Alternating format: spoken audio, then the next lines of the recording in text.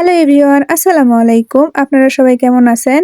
আমি আলহামদুলিল্লাহ খুব ভালো আছি। রোজার মাসত কিন্তু একটু ভালো মন্দ খাবার ইচ্ছা হয়, সেই জন্য আজকে অনেক কিছুই রান্না করবো। তো সেমাই জাল দেওয়া লওয়ার জন্য এই জায়গাতে আমি দুধ বলক তুলে নিচ্ছি। দুধ, চিনি আর বাদাম এই তিনটা দিয়ে ভালো করে বলক তুলে নিচ্ছি, আর একটা গাবলাত লিয়ে নিচ্ছি কিছু সিমাইগুলো ভালো করে ঝুরা করে লিয়ে তারপরে এখন এই বলকানার দুধগুলা দিয়ে দিচ্ছি। তো আমাকে আবার পাতলা সেমাই খেতে ভালো লাগে না, একটু সুগানি খাই, সেই জন্য সুগান করে জাল দেই। তো রুটি বানাবো, সেই জন্য আর কি চাউলের আটা সিদ্ধ করে লিছি। তো চাউলের আটার রুটি আমি একটু খাবার পারি না, দূরের থেকে 3টা খামো, এর বেশি আর খামো না। তবে বাড়ির সবাই খায়, খুব পছন্দ করে, সেই জন্য আর কি বানানো লাগে। তো চাউলের আটা সিদ্ধ করে লিয়ে ভালো করে ডোলা সুতা দিয়ে কাটা নিলে কিন্তু খুব কম সময়ে রুটি বানানো হয়ে যায়। তো এই জায়গাতে আমার মাও রুটি বানা লিচ্ছে, দুই মাও বেটি মিলাই আর কি সবগুলো রুটি বানানি নু। তো রুটি বানানো শেষ হতে কি না হতেই দেখি যে বাজারের থেকে গরুর গোস্ত লিয়ে আসলো, আর তারপরে আমি একটু আদা রসুন বাটা নিনু। এই রোজার মাসত দেখি অনেকেই কয় যে রোজার মাসত কাম কাজ কম, কিন্তু এটা কিন্তু একদমই ভুল। সারাদিন শুয়ে বসে থেকে বিকেল বেলা পড়া যায় কাজের চাপ। তো যাই হোক, একটা পাতিলত করে মুরগির গোস্ত ধুয়ে লিছি, আর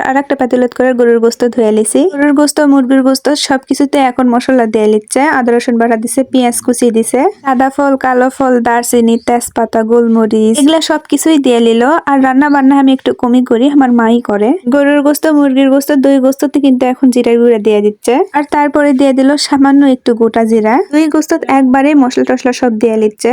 তো এইদিকে এখন দিয়ে দিচ্ছে হচ্ছে শুকনা মরিচের গুঁড়া। কাঁচা মরিচ বা শুকনা গোটা মরিচের চাইতে আমরা একটু গুঁড়া মরিচ বেশি খাই। তো শুকনা মরিচ পরিমাণ মতো দেওয়ার পরে দিয়ে দিচ্ছে এখন স্বাদ মতো লবণ। আবার হয়তো কবেন এই এক গুঁড়া মরিচের কথা প্রত্যেক ভিডিওতে কয়, কোয়ার মতো বেন কিছু পাই না। আমি আসলেই কোয়ার মতো কিচ্ছুই পাই না। কি কমো ভাবতে ভাবতে যেটা মাথাত আসে সেটাই কয়ে ফেলি। যাই হোক, দুই গোস্ততে দিয়ে দিন, সবার শেষে হচ্ছে হলুদের গুঁড়া আর পরিমাণ মতো তেল। প্রথমে গরুর গোস্ত হাত দিয়ে মেখা লিচ্ছে, ভালো করে মেখা লিয়ে দিয়ে দিচ্ছে সামান্য একটু পানি, আর তারপরে এখন মুরগির গোস্তগুলো এখন হাত দিয়ে মেখা লিচ্ছে।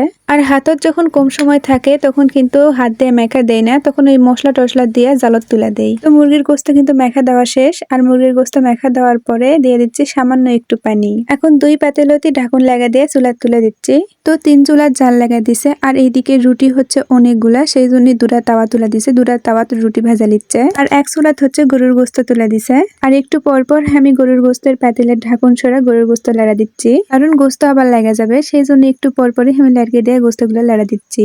আমি অনেক জায়গাতে গরুর গোস্ত খাসি, দেখেছি যে অনেকেই গরুর গোস্ত খুব একটা কষায় না, আর গোস্ত বেশি করে না কষালে খাবার গেলে দেখেছি যে কেমবা একটা গন্ধ লাগে, আর গোস্ত কিন্তু সিদ্ধই হয় না। জানি না বাবা, যারা এই গোস্ত কষাই কম, তারা এই কম কষানো গোস্ত ক্যাঙ্কারা যে খায়। তো এইদিকে বক করতে করতে গরুর গোস্তের বিষানি পানি কিন্তু মারা হয়ে গেছে। ভালো করে লাড়তে যখন একদম বেশি করে তেল বের হয়ে যাচ্ছে গরুর গোস্তের থেকে, তখন আমি দিয়ে দিচ্ছি কষানোর জন্য পানি, আর কষানোর পানি দেওয়ার পরে একটু লাড়া দিয়ে ঢাকুন দিয়ে দিচ্ছি। তো এইদিকে রুটি ভাজা কিন্তু প্রায় শেষ, আর আমি বড় একটা বিছনা ফেলাছি, বিছনার উপরে ওড়না বিছাছি। রুটি ভাজা এই ওড়নার উপর বিছা থুয়ে দিচ্ছে যাতে রুটি জুড়া যায়। এক ডালাত সবগুলা রুটি গরম গরম যদি থোয়া হয় তাহলে কিন্তু রুটি ঘেমা যায়, সেই জন্য রুটি ভাজা লিয়ে এইভাবে বিছা থুয়ে দেওয়া হয়। চাউলের রুটি ভাজার পরে রুটির সাথে কিন্তু অনেক আটা লাগা থাকে, সেই জন্য আমি 2 হাতে 2টা রুটি লিয়ে লিছি।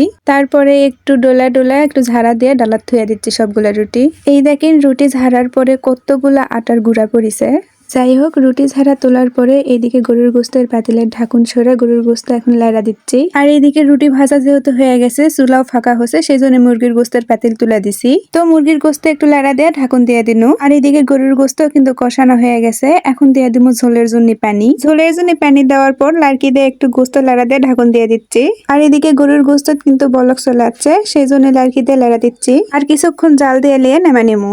আর এইদিকে মুরগির গোস্ত কষানো হয়ে গেছে। তো গরুর গোস্ত আমি যেভাবে রান্না ঠিক সেইভাবে মুরগির গোস্ত রান্না নেমে নিমু। এই দেখেন মুরগির গোস্তের তরকারিও কিন্তু হয়ে গেছে। তো এখন একটা প্লেট করে আমি গরুর গোস্ত, মুরগির গোস্ত, রুটি, সেমাই সবগুলা লিয়ে দিচ্ছি। রুটি দিয়ে গরুর গোস্ত, মুরগির গোস্ত, সেমাই খেতে কিন্তু অনেক মজা লাগে। তো আজকের এই ভিডিও আমার এই পর্যন্তই। যদি আপনাদের কাছে ভালো লেগে থাকে তাহলে লাইক, কমেন্ট, শেয়ার আর সাবস্ক্রাইব করবেন। ভালো থাকবেন, আল্লাহ হাফেজ।